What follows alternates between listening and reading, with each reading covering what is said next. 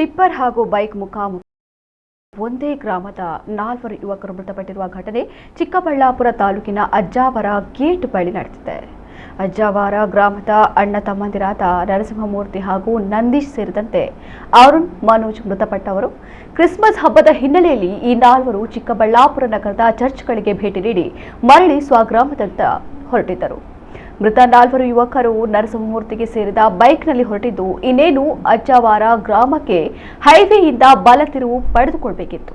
ಅಷ್ಟರಲ್ಲಿ tipper lorry ಅಡ್ಡ ಬಂದಿದ್ದು ಮುಖಾಮುಖಿ ಡಿಕ್ಕಿಯಾಗಿದೆ. ಡಿಕ್ಕಿಯಾದ ರಭಸಕ್ಕೆ 4 ಸ್ಥಳದಲ್ಲೇ ಕೊನೆಯುಸಿರೆಳೆದಿದ್ದು ಬೈಕ್ ಅಪ್ಪಚ್ಚಿಯಾಗಿದೆ.